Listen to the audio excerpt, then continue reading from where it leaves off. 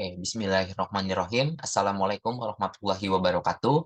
Salam sejahtera untuk kita semua. Salam, Om Swastiastu, Namo Buddhaya, salam kebajikan. Perkenalkan, kami dari kelompok 1 di kelas 19.6A.06. Saya sendiri Hafizul Kisti Muhammad sebagai ketua kelompok yang mewakili dalam mempresentasikan tugas pertemuan 3 AE, Arsitektur Enterprise. Dan beserta 6 anggota lainnya yaitu Alfian Ibnu Farhan, Arfianto Adilaksono, Diki Ramadan, Riko Ramadan, Rolando Sihaloho, dan Syahrul Ramadan.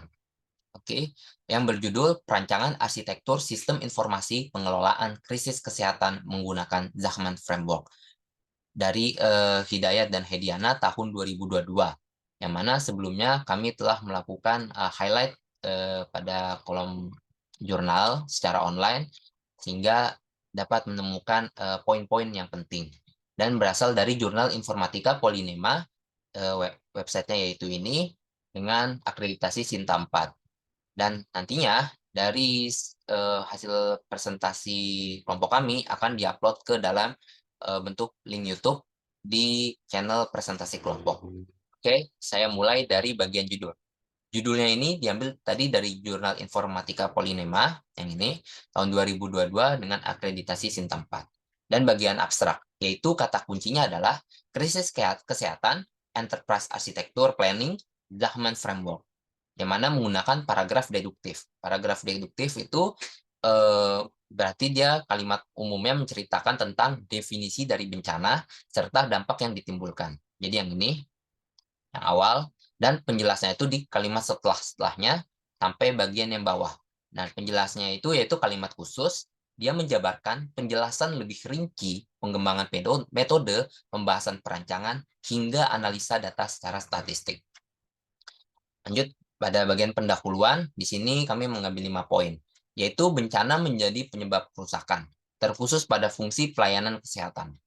Yang kedua yaitu unit kewaspadaan dan penanganan krisis kesehatan KPKK. Didirikan pada tahun 2006, merencanakan penanggulangan bencana pada saat sebelum terjadinya atau setelahnya dari kejadian kasus bencana.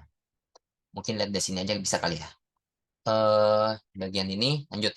Yang ketiga, pesatnya teknologi informasi yang belum dimanfaatkan secara maksimal, bertujuan untuk menyelaraskan sistem informasi serta pada proses bisnis. Yang keempat, yaitu penggunaan arsitektur enterprise termasuk dalam si stakeholder, di mana dalam memaksimalkannya dibutuhkan framework untuk menggambarkan tiap fase dengan makna di dalamnya. Yang kelima, yaitu Zachman. Zachman dipilih dalam merancang serta mendukung struktur perusahaan. Dengan ini dapat menilai masing-masing visi dan misi dari strategi bisnis yang dilakukan oleh KPKK, Dinas Kesehatan Provinsi Kalimantan Selatan. Dari sini ditemukannya rumusan masalah, yaitu yang pertama, memodelkan arsitektur sistem informasi yang sesuai dan dapat diterapkan di unit KPKK Dinas Kesehatan Provinsi Kalimantan Selatan. Dan berikutnya yaitu roadmap rencana implementasi yang dapat membantu unit KPKK Dinas Kesehatan Provinsi Kalimantan dalam penerapan sistem informasi. Pada bagian landasan teori, yaitu yang pertama adalah arsitektur enterprise, merupakan sebuah metode yang bersifat masuk akal dalam menyusun komponen-komponen sebuah organisasi sesuai aturan dalam merancang, mendesain, menerapkan pada sebuah sistem yang dilihat dari beberapa sudut pandang. Pada dasarnya, arsitektur enterprise adalah pengorganisasian data organisasi yang berisi tujuan, proses, bisnis dari organisasi tersebut, dan merupakan suatu blueprint yang menjelaskan pengembangan aplikasi sistem informasi yang diperlukan oleh enterprise. Lanjutkan pada Zachman Framework, merupakan sebuah arsitektur enterprise yang memberikan landasan untuk mengklasifikasikan dan mengkategorikan aset-aset yang dikembangkan dan dirancang. Framework ini memiliki struktur yang koheren untuk mengorganisir dan mengatur rancangan aset yang penting bagi manajemen secara keseluruhan pada organisasi tertentu. Tujuan dari framework ini adalah untuk menyediakan struktur dasar untuk mendukung organisasi dalam akses, integrasi, interpretasi, pengembangan, manajemen, dan transformasi terhadap representasi aset dari sistem informasi perusahaan.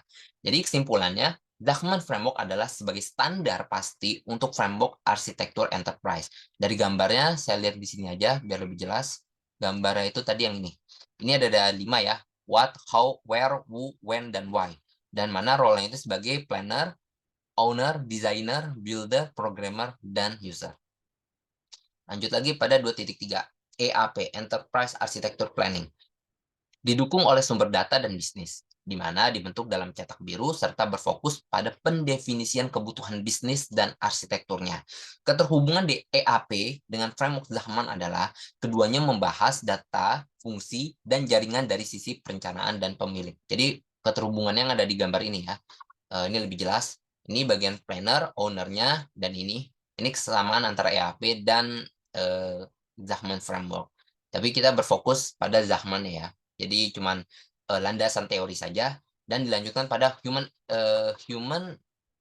computer interaction atau interaksi manusia komputer. Dan dengan ini, sistem yang dibuat diharapkan dapat mudah digunakan kepada pengguna dalam mempelajarinya. Yang kelima yaitu Object Oriented Analysis atau disebut dengan OOA, menjabarkan sudut pandang dari kelas dan objek dengan mengidentifikasi peran aktor supaya dapat berinteraksi dengan sistem secara baik. Yang keenam adalah UML. UML yaitu sekumpulan diagram dalam menggambarkan perencanaan sistem informasi, seperti halnya pada use case, activity, sequence, dan kelas diagram. Lanjut kepada bagian bab 3-nya ya, metode penelitian. Dalam memulai metode penelitian, tentunya dibutuhkan data, kemudian memahami kondisi hingga pada merancang sistem arsitektur enterprise. Hasil output berupa portfolio dan juga roadmap sehingga dapat diberikan sebuah rekomendasi kepada pengguna. Ini gambar jelasnya ya. Bab 3 yang ini, dari mulai survei, pemodelan bisnis, perancangan, rekomendasi sistem, dan selesai dari terbentuknya roadmap yang nanti akan ada di bab 4. Sekarang kita masuki bab 4, 4.1. Yang pertama yaitu kita harus melakukan mengumpulkan berbagai dokumen seperti pada profil, rencana kerja, SKPD, dan laporan bisnis dinas. 4.1, identifikasi dan pemodelan bisnis. Yang pertama yaitu merepresentasikan melalui analisis rantai nilai atau value chain. Dengan gambar ini, gambarnya akan dilihat lebih jelas ini, value chain-nya, manajemen keuangan, manajemen sumber daya, manajemen pengelola sarana dan prasarana, dan lainnya. Yaitu 4.2, proses bisnis mapping. Dengan menggunakan BPMN diagram yang ini, menganalisa alur proses bisnis secara rinci. Yang ini, yang lebih jelasnya, ini bikin lebih jelas ya dari kepala UPT KPKK dan ke kasus bidang TU dan evaluasi sampai dari start sampai selesai, dan ini aktivitas-aktivitasnya yang saling keterkaitan. Yang tiga itu arsitektur jaringan, yaitu merancang arsitektur jaringan di masa yang akan datang. Jadi dibuat dulu arsitekturnya sehingga nanti dapat diakses dimanapun secara online ya, berarti bisa di belahan dunia manapun bahkan. Walaupun ini sistemnya kan di Kalimantan Selatan, jadi secara admin perkantoran juga bisa menggunakan kabelan maupun juga internet. Kemudian pada analisis kelas data. Kelas diagram dia gambarkan secara logis dengan menghubungkan antar relasi, di mana terdiri dari 49 entitas data. Yang ini ya, gambarnya yang jelas itu ada di sini. Ini ada banyak banget. Di sini ada bidan, perawat, jenis bencana, dengan ada relasi one to many, many to many ya. Di sini kelihatan. Di sini dijabarkan kebutuhan sistemnya, spesifikasi filenya, sehingga saling terkaitan dan dapat nantinya dijalankan, diimplementasikan dengan baik ya, dalam mengimplementasikan codingannya dan perancangan sistem lainnya. Yang kelima yaitu arsitektur aplikasi, yaitu menggambarkan keperluan aplikasi dalam mengelola data yang diharapkan dapat memberikan solusi dalam kemajuan proses bisnis data. Yang ini ya, gambarnya itu yang ini. Bagian package-nya. Jadi di sini ada kasus bidang TU yang tadi ada 4 role ya, ada 4 role. Di sini ada bendahara dan bagian-bagian poin-poinnya yang dijabarkan.